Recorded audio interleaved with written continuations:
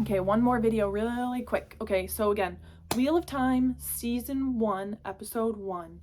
I'm just here providing facts, I'm providing opinions, what I liked about it, I'm providing just what I wrote about it and everything. So yeah, okay, so again, there's a whole element in the show too about a fade. So we learn, all of this stuff, just take it in stride, okay? Just watch the show. If you don't know what's going on, you just got to stick with it, keep going, okay? And you'll figure it out. You'll figure it out one day. Tomorrow, a month from now, from this video, from another video, from a Reddit post, you'll find it. You're from the books. Okay. Deep breaths. Okay, but I've learned, so there's a fade, and the fades are the black people with the skull face kind of thing. They're scary and they look like Dumbledore kind of maybe. Um and they, I believe, can control the Trollocs in a way, which are going to be shown soon, and I do not like the Trollocs. They're scary and I do not like them. I do not like them at all. But yes, okay, there's a mention here. I wrote Heron marked sword. So the Heron marked sword is a really big thing in the books. It's not really a big thing in the show. And I think that maybe it's because it's mentioned in the books a lot, but I think it just doesn't become a thing until later. So the show just like, it's there, but it's not there. So Tam has this sword with a heron mark on it and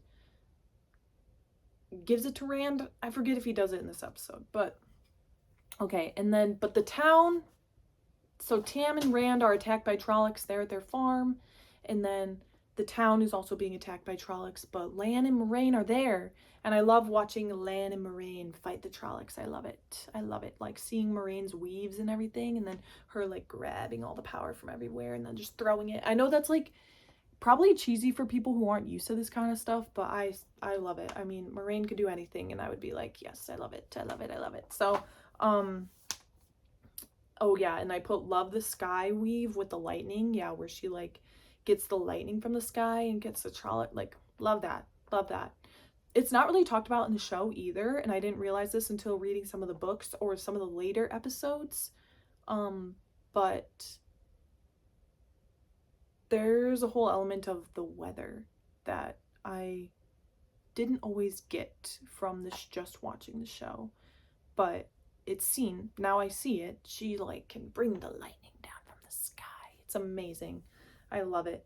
Light give me strength. I used to love that too when I first watched the episodes. I loved like the light image. Like they're like, that's kind of like what they use in a way of like, instead of saying like, oh my god, they're like light, like, oh light.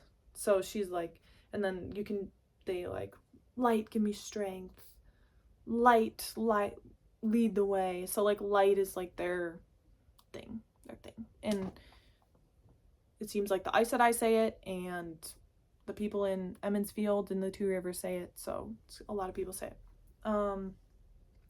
Em gets stabbed and she pulls the blade out because I put she is a badass, and then kills the rest of the Trollocs. That does not occur in the books. She does not get stabbed. Honestly, this whole fight scene doesn't really occur in the books, but we gotta put in the first episode. You gotta put this in the first episode. You got it. So Em heals, or Moraine heals Tam, which is Rand's dad, that Rand carried all the way from the farm to get to the town so he could be healed. And then Rand says to Moraine, you show up, and then the next day these things come.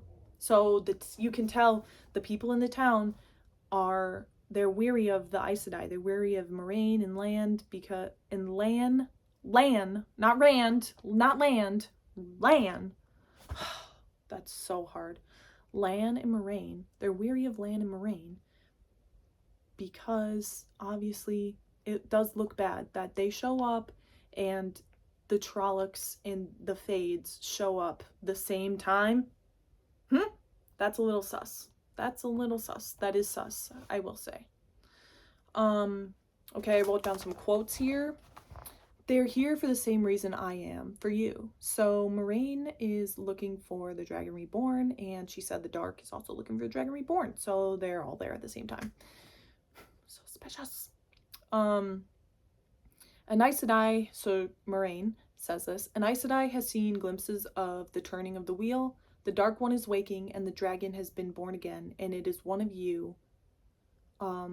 And all 4 of you are coming with me, and your life isn't going to be what you thought. You've lived too long in these mountains pretending that what happens in the rest of the world won't affect you. So, damn, she just called them out. But I would say in the books, it's not really like they're like pretending like the world doesn't affect them. I would just say that they're just like living their lives in that, like, they, like, this is just the size of their world, you know, like this, they're gonna become a wisdom in the town, they're gonna become a farmer in the town, like they're gonna do what their parents did kind of thing, like, and I just think they didn't really think, but it does say in the books too that they did consider, like, because yes, this is why I like the Gleeman and the Peddler, because they bring the stories. And so the Gleeman and the Peddlers tell the stories and tell the myths and everything and about the world. And so these kids from the Two Rivers, Emond's Field, they're going to find out that the stories are real. So they're going to live some of these stories. And so I think that I wouldn't say that this is maybe a little harsh how she says it, where pretending like you've lived too long in these mountains, pretending like what happens to the rest of the world won't affect you. Okay, I think that's like a little harsh. I don't necessarily think that that was their intent. I don't think they were just trying to hide away. um I think they did actually have a desire to see the world, and so I think that's actually why these kids then go with Moraine. At least it's said more in the books, like, your life isn't going to be what you thought it was going to be, you're coming with me. And they're like, okay, well, this is our chance to see the world, we're not going to have any other chance to go. So okay. But again, I love this imagery, glimpses of the turning of the wheel, the Dark One is waking and the dragon is born again and is one of you. Okay, mystery, who's the dragon?